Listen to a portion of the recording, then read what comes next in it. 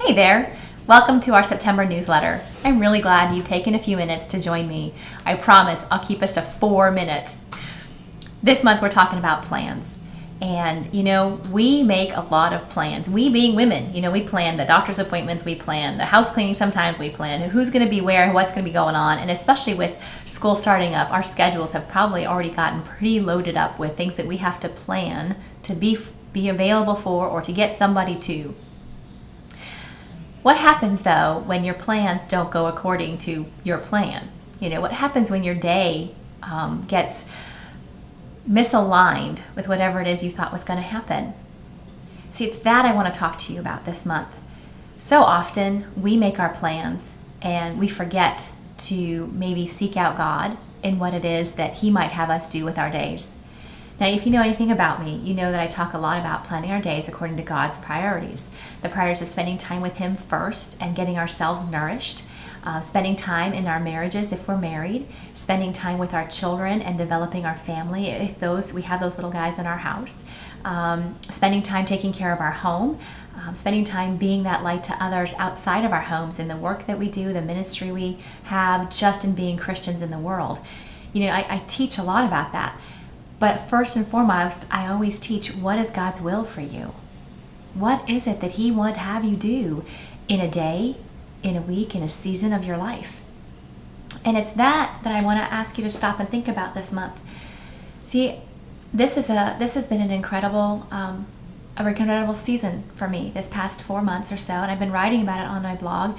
But there's just been a lot of change, I thought it was going to go this way, God, and it's ended up over here instead, and I have no idea.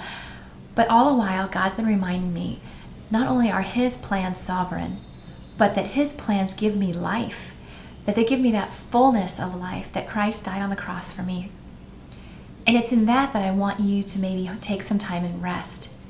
I can plan to take care of things. I can schedule things like nobody's business. But if I'm not doing it with God, then I'm working in my own strength. And when I'm working in my own strength, I end up wearing myself out. And when I've worn myself out, I'm no good for anybody. I lose my temper. I drive faster than the speed limit. I go through the yellow lights. I'm slamming doors. I'm yelling at my kids. I'm snapping at my husband. I'm shutting down. For me too, I eat more. I don't exercise as much. All symptoms that I'm trying to make a life work instead of letting life work in me. This month, I've included 10 ways that I hope that you will consider looking at for how you can keep your focus not on your plans and the way you want things to work out, but keeping them on God's plan and the ways He has for you to live your life to the full every single day. I've also included some information down below of where God's leading me. I've been doing a whole series of blog posts called What Will You Choose? Based on John 10:10. Will you choose to allow fear and worry to dictate your life? Or will you choose to live in the fullness that Christ says we should have every single day? I've also included just some neat updates that are happening in the ministry. If I was to be in control and plan out this ministry, things would be a whole lot different.